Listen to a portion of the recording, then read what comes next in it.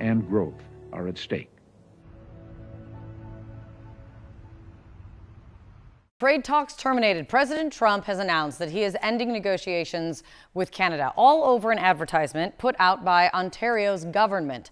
The ad uses the words from President Ronald Reagan in a 1987 address. When someone says, let's impose tariffs on foreign imports, it looks like they're doing the patriotic thing by protecting American products and jobs. And sometimes for a short while it works, but only for a short time. Essentially, in this post on True Social, he said that he believes that the ad was fake, that the message was fake. It is unclear what was misrepresented, because if you look at that speech, it was a radio address that Reagan gave in 1987. He gave it from Camp David. It is very much a full-throated defense of fair and open trade. You see, at first, when someone says, let's impose tariffs on foreign imports, it looks like they're doing the patriotic thing by protecting American products and jobs. And sometimes for a short while it works, but only for a short time. What eventually occurs is, first, homegrown industries start relying on government protection in the form of high tariffs. They stop competing and stop making the innovative management and technological changes they need to succeed in world markets. And then, while all this is going on, something even worse occurs.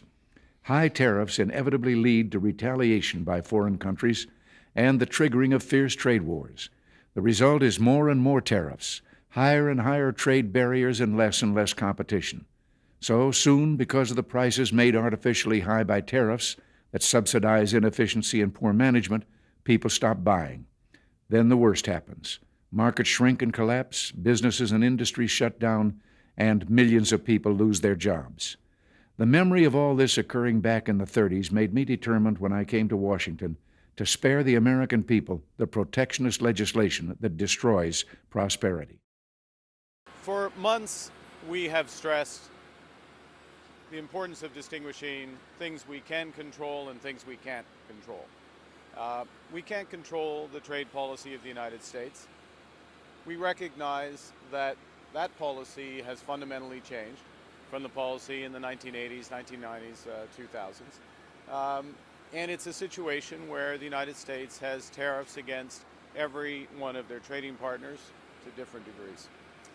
And it's in that context that our officials, my colleagues, have been working with their American colleagues on detailed, constructive negotiations, discussions on specific transactions, specific sectors, steel, aluminum, and energy, and a lot of progress has been made. And we stand ready to pick up on that progress and build on that progress when the Americans are ready to have those discussions, because it will be for the benefit of workers in the United States, workers in Canada, and families in both of our countries. Mr. Hassett, just very quickly, what it has been so challenging about dealing with Canada in trade negotiations? I guess the lack of flexibility, and also I would guess that leftover behaviors from like the Trudeau folks that can be very frustrating for people who are negotiating. Sir, two questions, if I may. I know you're going around here quickly. Yep.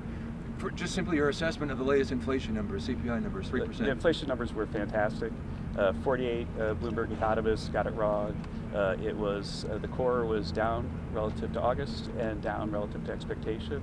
And the top line number actually was inflated because there was a shutdown of a refinery in Indiana that made gas prices go up a lot in September, but we've seen those have already come down, so we're highly confident that the next number will even be below this. And that's really, it's important to think about the theory of why this happens. It's not just about the numbers, right?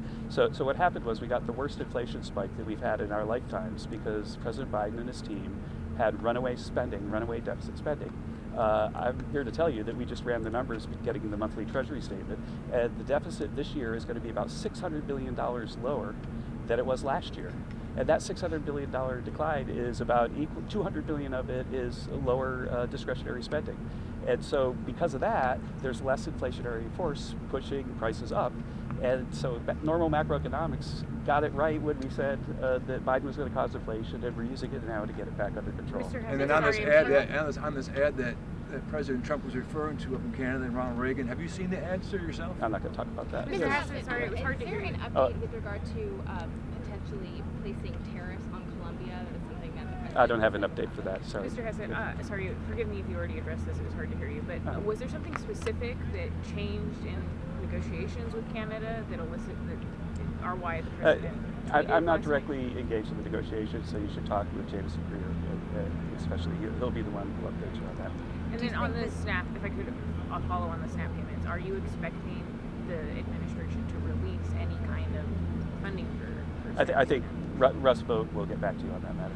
Are you optimistic that you'll be able to get a trade deal with China before November 1st? We'll see how it goes. But we've got the top negotiators on earth, Scott Bessent and President Trump on the case. What so happens I got if you to don't go make back that now, guys. deadline? President Donald Trump says he is ending trade talks with Canada, threatening once again to upend the crucial economic relationship between the United States and its second biggest trading partner. He's taking issue with this ad released by the government of Ontario last week. It features audio from a 1987 speech by then President Ronald Reagan criticizing tariffs on foreign goods. High tariffs inevitably lead to retaliation by foreign countries and the triggering of fierce trade wars. Then the worst happens. Markets shrink and collapse, businesses and industries shut down, and millions of people lose their jobs. The Reagan Foundation put out a statement saying it believes the ad, quote, misrepresents the late president's comments. While the clip did lack context and was edited down, the theme of Reagan's address was support for free and fair trade. So it's not immediately clear which specifics the foundation took issue with.